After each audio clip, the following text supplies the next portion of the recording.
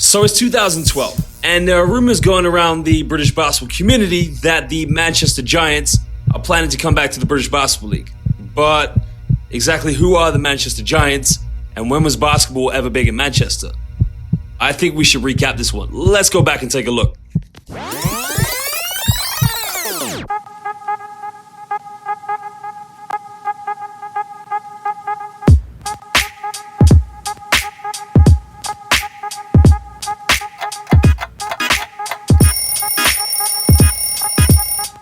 Okay, if someone said to you, let's go watch a basketball game in Manchester, I'd be like, where? Because when you say the word Manchester, you think of cultural sporting icons such as an empire that's been built after years of dominance and excellence, or another empire that's been a punching bag where fans turn their back and say, we're not really here, and one day got lucky because someone with a lot of money invested in them.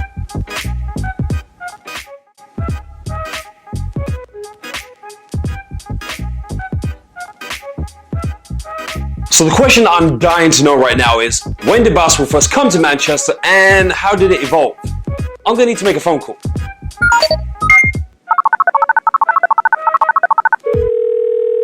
Yeah, you're right. Alright, mate. Adam, mate, you mind going through the archive so we can look at the history of basketball in Manchester? Ta.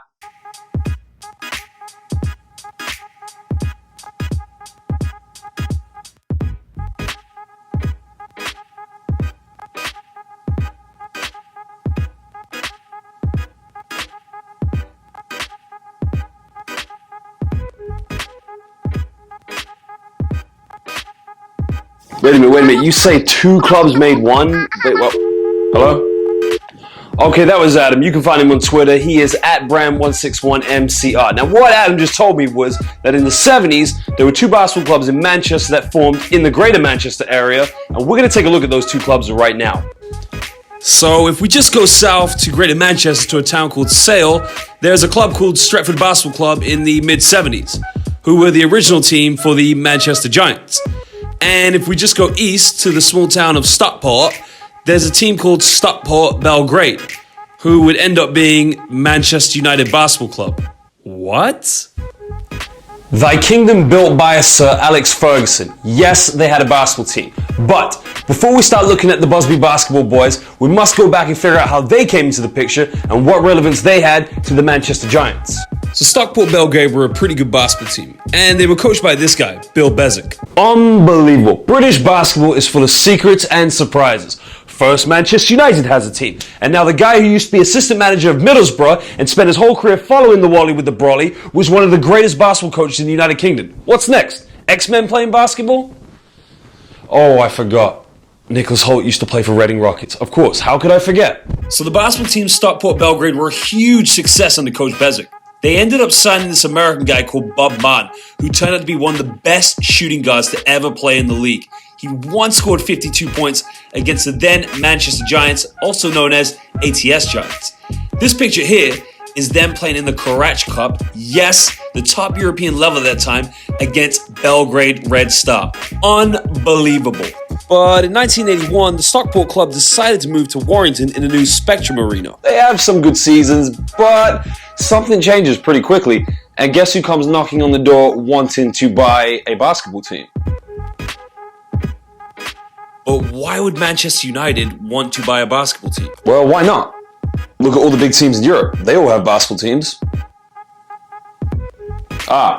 Except for these guys. But the irony is, if you look at their kit, they're sponsored by... You get my drift. So now we have Manchester United Basketball Club. But yet again, we need to go back to where we started, because remember we said there were two teams. There was Stockport Belgrade, and then there was Stretford Basketball Club, who would later on become the ATS Giants. Now we have two basketball teams in Manchester. And thus we have a Manchester derby. But this time, it's being played between basketball teams. And it's probably fair to say that between the two franchises, Manchester United with their wealth and resources probably were the stronger of the two teams. But it was definitely a great game to watch. Great! So now we have a big basketball derby in a very big city. But Manchester United had different plans. They decided that they were going to buy their competition and merge together. And there's conflicting debate as to why they decided to do this. Some say it was because the Manchester Giants had a bigger fan base, and that's what Manchester United wanted. Okay, makes sense. I mean, British basketball's not the biggest market, new team's going to struggle to draw fans, but a lot of people dismissed this and said, well, they were Manchester United, they were able to draw a lot of fans. The other theory is that, well, they just wanted one strong team in Manchester. And if you got the money to do it, do it. So now the city of Manchester is now officially theirs. And United were an instant success. They were led by great players such as American Jeff Jones, British Colin Irish, and they were coached by this guy, Joe Welton. European nights must be on the horizon, right? Listen.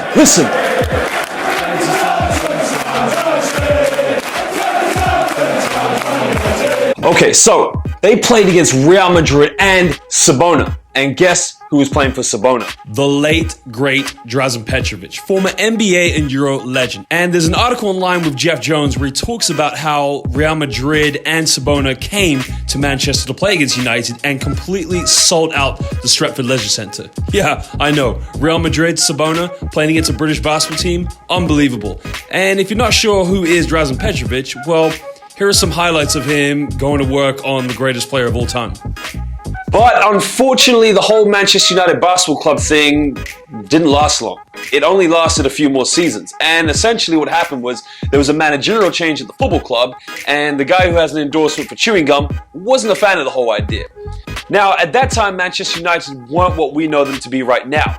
Again, Liverpool had won the league 20 times, and Manchester United were way behind. So in their mind, business had to be sorted out on the pitch, not on the basketball court.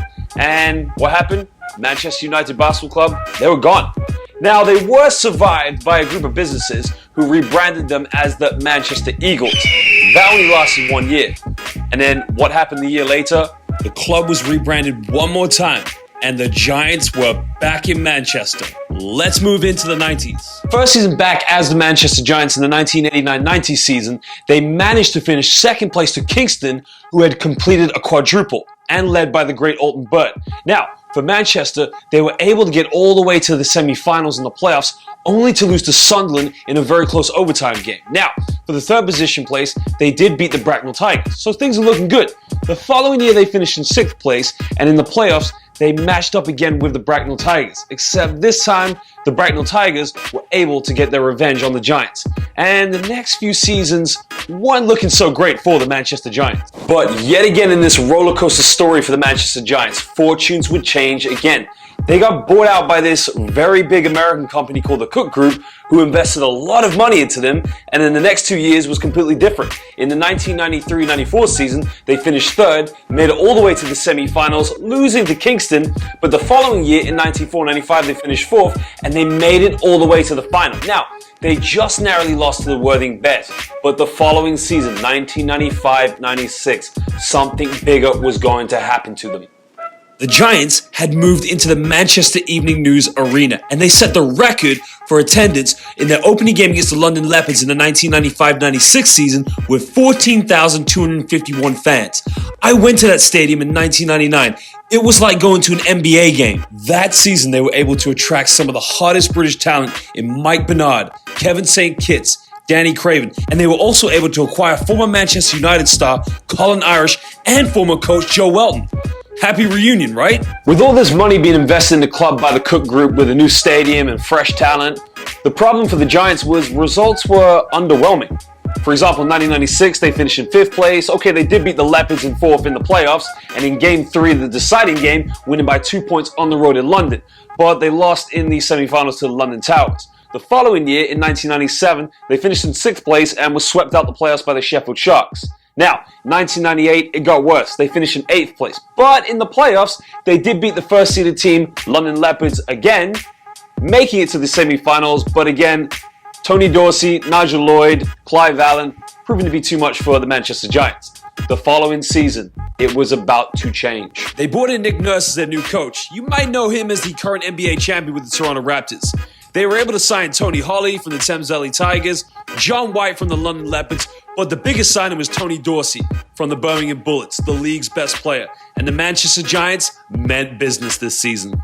They won the BBL trophy, but the next thing to do was to win the league, and only one game separated them from the Sheffield Sharks. the ultimate game of the 1998-99 season. It was live at the Manchester Evening News Arena. Both teams with 30 wins and 5 losses, but the winner would be crowned champions. And with 4 seconds left and the game tied at 85 apiece, Nick Nurse and the Manchester Giants had to make one defensive stop to force the game into overtime. Are hanging on here with one defense. They're looking for Myers. Myers fakes it. Now Myers to win the league. Yes! Terrell Myers has won the league. Beating shot at the Sheffield. The Sharks would win the league that night, and the Giants would lose in the semi-finals to the Thames Valley Tigers, but the future did look promising.